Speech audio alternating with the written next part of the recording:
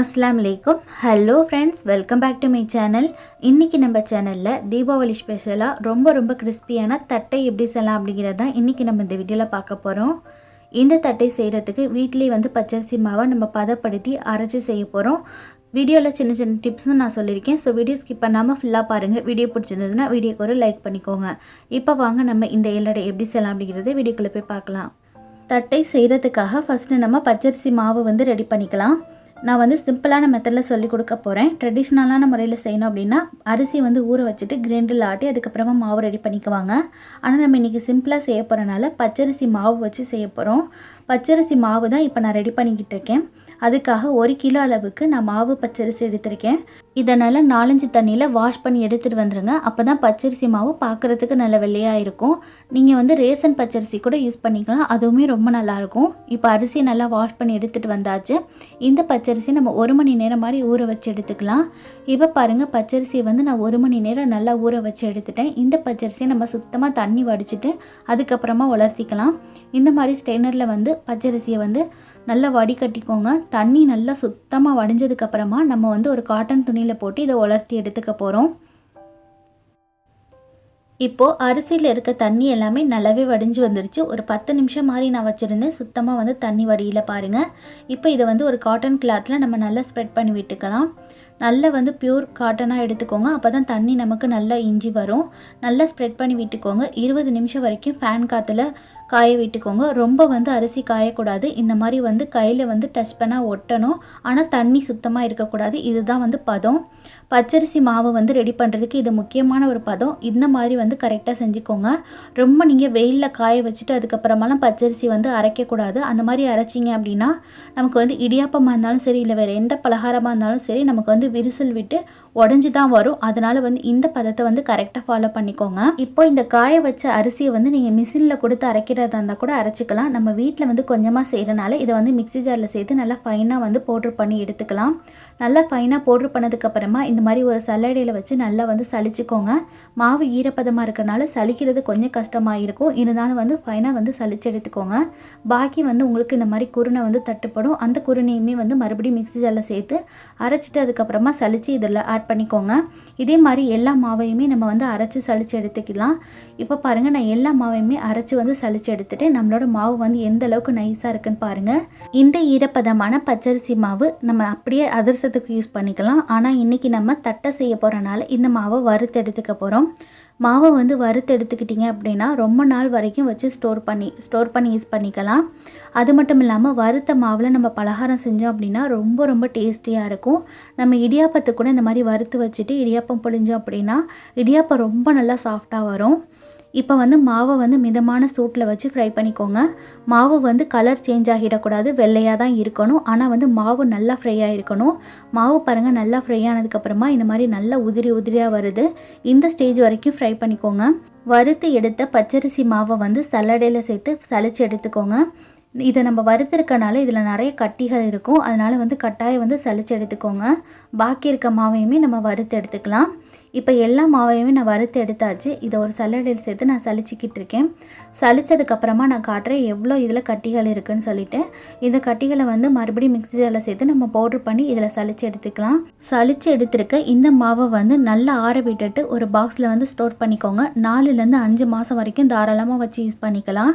இப்போ நம்மளோட பச்சரிசி மாவு ரெடியாக இருக்குது. இது இருக்கட்டும். நெக்ஸ்ட்டு நம்ம தட்டைக்கு ஒரு பேஸ்ட்டு ரெடி பண்ணிக்க போகிறோம். அதுக்காக ஒரு மிக்ஸி ஜார் எடுத்துக்கோங்க. அதில் 20 பல் பூண்டை நான் உரிச்சு ஆட் பண்ணியிருக்கேன். பூண்டு சின்னதாக இருக்கனால நான் 20 பல் எடுத்திருக்கேன். நீங்கள் பெருசாக ஆட் பண்ணுறீங்க அப்படின்னா 10 பல் எடுத்துக்கோங்க. பூண்டு பேஸ்ட் ஆட் பண்ணுறீங்க அப்படின்னா 2 டேபிள் ஸ்பூன் அளவுக்கு ஆட் பண்ணிக்கோங்க. இது கூடவே தட்டைக்கு தேவையான அளவுக்கு காரம் நம்ம ஆட் பண்ணிக்கலாம். நான் 1 டீஸ்பூன் அளவுக்கு மிளகாய்த்தூள் ஆட் பண்ணியிருக்கேன். மிளகாய்த்தூள் உங்கள் காரத்தை பொறுத்து ஆட் பண்ணிக்கோங்க. தண்ணி கொஞ்சமாக சேர்த்துட்டு இதை ஃபைனான பேஸ்ட்டாக அரைச்சி எடுத்துக்கோங்க. இப்போ நம்ம தட்டைக்கு மாவு பிசைஞ்சு எடுத்துக்கலாம். 1.5 கப் அளவுக்கு நம்ம வறுத்து வச்சுருந்த மாவும் 1/4 கப் அளவுக்கு பொட்டுக்கடலையை பவுட்ரு பண்ணி எடுத்திருக்கேன். அதையுமே சலிச்சு ஆட் பண்ணிக்கலாம். கட்டாயம் எந்த மாவு சேர்க்குறதா இருந்தாலும் சலிச்சு ஆட் பண்ணிக்கோங்க. நமக்கு மாவு நல்லா ஸ்மூத்தாக இருக்கணும். இப்போ இது கூடவே நம்ம அரைச்சி வச்சுருக்க பூண்டு பேஸ்ட்டை ஆட் பண்ணிக்கலாம். பூண்டிலே நம்ம காரம் சேர்த்துருக்கனால இதில் எக்ஸ்ட்ரா நம்ம காரம் சேர்க்கணும் அப்படின்னு அவசியம் இருக்காது. உங்களுக்கு காரம் பத்தலைன்னா மட்டும் சேர்த்துக்கோங்க. இது கூடவே 1 டீஸ்பூன் அளவுக்கு உப்பு சேர்த்துக்கிறேன். உப்பு உங்கள் சுவைக்கு ஏற்ற மாதிரி ஆட் பண்ணிக்கோங்க. 50 கிராம் அளவுக்கு பட்டர் வந்து நான் சேர்த்துருக்கேன். பட்டருக்கு பதிலாக நீங்கள் நெய் அப்படி இல்லைன்னா எண்ணெய் கூட சேர்த்துக்கலாம். 1 டீஸ்பூன் அளவுக்கு பெருங்காயத்தூள் ஆட் பண்ணிக்கோங்க. 2 டீஸ்பூன் அளவுக்கு கருப்பு எள்ளு ஆட் பண்ணிக்கலாம். கருப்பு எள்ளுக்கு பதிலாக நீங்கள் வெள்ளை எள்ளு வேணாலும் யூஸ் பண்ணிக்கலாம். 3 கொத்தளவுக்கு கருவேப்பிலையை பொடிசாக கட் பண்ணி வச்சுருக்கேன். அதையும் சேர்த்துக்கிட்டு இது கூடவே 5 டேபிள் ஸ்பூன் அளவுக்கு கடலைப்பருப்பை நான் அரை மணி நேரத்துக்கு முன்னாடி தண்ணியில் ஊற வச்சுட்டேன். அதையும் நல்லா தண்ணி வடிச்சிட்டு இது கூட சேர்த்துக்கலாம். கடலைப்பருப்பு விருப்பப்பட்டால் மட்டும் சேர்த்துக்கோங்க. இது ஃபுல்லாமே ஆப்ஷனல் தான். இப்போ இது எல்லாத்தையுமே ஒரு டைம் நல்லா மிக்ஸ் பண்ணி விட்டுக்கோங்க. மிக்ஸ் பண்ணி விட்டுட்டு இந்த மாதிரி பிடிக்க பார்த்துக்கோங்க. பிடிக்க வருது அப்படின்னா மாவு வந்து கரெக்டான பதத்தில் இருக்குன்னு அர்த்தம். இப்போ இது கூட நம்ம கொஞ்சம் கொஞ்சமாக தண்ணி சேர்த்து சப்பாத்தி மாவு போல் பிசைஞ்சு எடுத்துக்க போகிறோம். மிக்ஸி ஜார் அலசி நான் கொஞ்சமாக தண்ணி சேர்த்துக்கிட்டேன். தண்ணி சேர்த்துட்டு நல்லா மிக்ஸ் பண்ணி பார்த்துக்கோங்க. அரிசி மாவு அப்படிங்கிறனால நமக்கு வந்து தண்ணி கொஞ்சம் அதிகமாக தான் தேவைப்படும். இதில் வந்து கொஞ்சம் கொஞ்சமாக தண்ணி சேர்த்து பிசைஞ்சுக்கோங்க. அரிசி மாவு அப்படிங்கிறனால ஒரே இதில் தண்ணி சேர்த்து பிசைஞ்சிட வேணாம். கொஞ்சம் கொஞ்சமாக தண்ணி சேர்த்து பிசைஞ்சுக்கோங்க. எனக்கு மொத்தமாக வந்து இது பிசைகிறதுக்கு 1.5 டம்ளர் அளவுக்கு தண்ணி தேவைப்பட்டது. இப்போ பாருங்கள் நம்மளோட மாவு வந்து ரெடி ஆகிடுச்சு. மாவு வந்து லைட்டாக இந்த மாதிரி வந்து கொலப்பாக பிசைஞ்சுக்கோங்க. இன்னும் நேரம் ஆக ஆக இது வந்து நல்லா இறுகி போயிடும். இப்போ நம்மளோட மாவு ரெடியாக இருக்குது. இதை ஒரு ஈர துணி வச்சு மூடிக்கோங்க. 5 நிமிஷம் வரைக்கும் அப்படியே விட்டுருங்க. 5 நிமிஷத்துக்கு அப்புறமா பாருங்கள் மாவு வந்து நல்லா இன்னும் இறுகி வந்திருக்கு. நம்மளோட மாவு வந்து கரெக்டான பதத்தில் இருக்குது. நீங்கள் எந்த பெருசில் வந்து எள்ளடை நீங்கள் வந்து செய்ய போகிறீங்களோ அந்த பெருசில் வந்து மாவை வந்து ரெடி பண்ணி வச்சுக்கோங்க. ஃபஸ்ட்டு ஒரு 10 உருண்டை மாதிரி நம்ம செஞ்சு எடுத்துக்கலாம். பாக்கியை வந்து இந்த மாதிரி ஈர துணியை வச்சு மூடிக்கோங்க. மாவு வந்து நமக்கு காஞ்சி போயிடக்கூடாது. நான் வந்து பட்டர் ஷீட் எடுத்திருக்கேன். பட்டர் பேப்பர் இல்லாதவங்க ஃபாயில் பேப்பர் அப்படி இல்லைன்னா ஏதாவது ஒரு பிளாஸ்டிக் கவர் நீங்கள் எடுத்துக்கோங்க. அப்படி இல்லைன்னா வாழை இலையில் கூட இதை வந்து நம்ம செஞ்சுக்கலாம். எள்ளடை தட்டுறதுக்காக இந்த மாதிரி ஃப்ளாட்டான பாத்திரம் ஏதாவது எடுத்துக்கோங்க. இந்த மாதிரி ஃப்ளாட்டான பாத்திரத்தை தட்டினீங்க அப்படின்னா ஈஸியாக நமக்கு வந்து தட்ட வந்துடும்.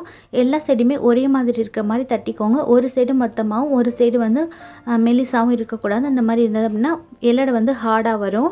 அவ்வளோதான், நம்ம எள்ளடையை வந்து செஞ்சாச்சு. இதை வந்து ஒரு துணி மேலே வச்சுக்கோங்க. துணியை விரித்து வச்சுக்கோங்க. துணியில் வச்சா தான் நமக்கு எடுத்து எண்ணெயில் போடுறதுக்கு ஈஸியாக இருக்கும். இதே மாதிரி நான் இன்னொன்று செஞ்சு காட்டுறேன். நீங்கள் வந்து சப்பாத்தி ப்ரெஷர் இருந்தது அப்படின்னா கூட அதில் கூட ப்ரெஸ் பண்ணிக்கலாம். அதுலேயுமே நல்லா வந்து ஒரே மாதிரி எல்லா எள்ளடையுமே நமக்கு கிடைக்கும். இப்போ எள்ளடையை வந்து ஒரு 10 செஞ்சு எடுத்துக்கோங்க. எண்ணெய் நல்லா ஹீட் ஆனதுக்கப்புறமா எள்ளடையை வந்து சேர்த்துக்கோங்க. தட்டை ஃப்ரை பண்ணும்போது எண்ணெய் வந்து நல்லா ஹீட்டாக இருக்கணும். அப்போ தான் வந்து தட்டை வந்து நல்லா வந்து எல்லா சைடுமே ஒரே கலர் வரும். நல்லா கிறிஸ்பியாகவும் இருக்கும். தட்டை வந்து செய்யும்போது அடுப்பை வந்து மீடியம் ஃப்ளேமில் வச்சுக்கோங்க. லோ ஃப்ளேம்லேயும் வச்சு ஃப்ரை பண்ணக்கூடாது, ஹை ஃப்ளேம்லேயும் வச்சு ஃப்ரை பண்ணக்கூடாது. அதனால் மீடியம் ஃப்ளேமில் வச்சு ஃப்ரை பண்ணிக்கோங்க. தட்டை சேர்த்ததுக்கப்புறமா இந்த மாதிரி வந்து 2 செகண்ட்க்கு அப்புறமா தட்டையை வந்து லைட்டாக ப்ரெஸ் பண்ணி விடுங்க. ஏன்னா மேலே வந்து நமக்கு நல்லா எண்ணெய் வந்தால் தான் மேலேயும் நமக்கு நல்ல கலர் சேஞ்ச் ஆகி வரும். அப்படி இல்லைன்னா ஒரு சைடு ஒரு கலர்லேயும் இன்னொரு சைடு இன்னொரு கலர்லேயும் இருக்கும். இப்போ ஒரு சைடு நல்லா பபிள்ஸ் அடங்கினதுக்கப்புறமா இன்னொரு சைடு வந்து திருப்பி போட்டுக்கோங்க. ஒரு சைடு பபிள்ஸ் அடங்கினதுக்கப்புறமா தாங்க திருப்பி போடணும். அப்படி இல்லைன்னா வந்து தட்டை வந்து உடஞ்சி போயிடும். இப்போ 2 பக்கமுமே நல்லா வந்து பபிள்ஸ் அடங்கிடுச்சு. தட்டையும் நமக்கு நல்ல கலர் சேஞ்ச் ஆகிடுச்சு. உங்களுக்கு எந்த கலரில் வேணுமோ அந்த கலரில் எடுத்துக்கோங்க. நான் லைட் கோல்டன் ப்ரௌன் கலரில் எடுத்துக்கிறேன்.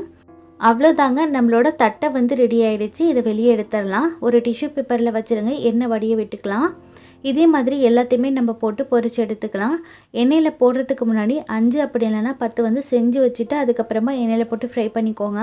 2 ஆள் செய்கிறீங்க அப்படின்னா தாராளமாக வந்து எல்லாத்தையுமே வந்து நம்ம தட்டி எடுத்துக்கலாம். இல்லை ஒரு ஆள் செய்கிறீங்க அப்படின்னா 5 அப்படி இல்லைன்னா 10 வந்து செஞ்சுட்டு அதுக்கப்புறமா எண்ணெயில் போட்டு பொரிச்சு எடுத்துக்கோங்க. எல்லா மாவையுமே நீங்கள் தட்டி வச்சிட்டிங்க அப்படின்னா மாவு வந்து காஞ்சி போயிடும். எண்ணெயில் போட்டதுக்கப்புறமா பிரிஞ்சு வந்துடும். அதனால் ஃப்ரை பண்ணும்போது மட்டும் கொஞ்சம் பார்த்து கவனமாக ஃப்ரை பண்ணிக்கோங்க. அவ்வளோதாங்க, இதே மாதிரி நம்ம எல்லாத்தையுமே ஃப்ரை பண்ணி எடுத்துக்கலாம். நம்மளோட கிறிஸ்பியான தட்டை வந்து ரெடி ஆகிடுச்சு. ஏற்கனவே நம்மளோட சேனலில் பலகார ரெசிபிஸ் நான் அப்லோட் பண்ணியிருக்கேன். பார்க்காதவங்களுக்கு டிஸ்கிரிப்ஷன் பாக்ஸ்லேயும் மேலே ஷோ ஆகிற ஐகார்ட்லேயும் லிங்க் கொடுக்குறேன். ப்ளீஸ் போய் செக் பண்ணி பாருங்கள். தீபாவளி பலகாரம் செய்கிறதுக்கு உங்களுக்கு கொஞ்சம் யூஸ்ஃபுல்லாக இருக்கும். வீடியோ பிடிச்சிருந்ததுன்னா வீடியோ வந்து மறக்காமல் லைக் பண்ணிக்கோங்க.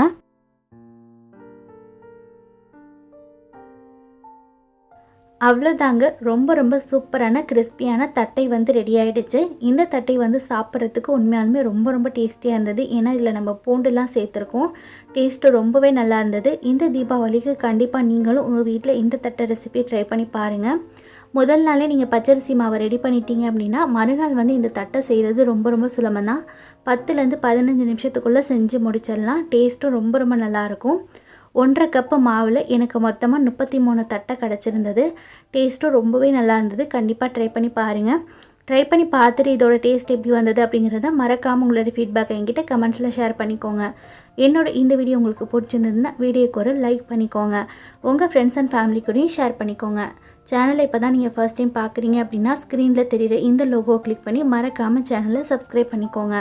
இதே மாதிரி வேறொரு சூப்பரான ரெசிபியோடு உங்களை மீட் பண்ணுறேன். ஓகே ஃப்ரெண்ட்ஸ், பாய். அஸ்ஸலாமு அலைக்கும். தேங்க்ஸ் ஃபார் வாட்சிங்.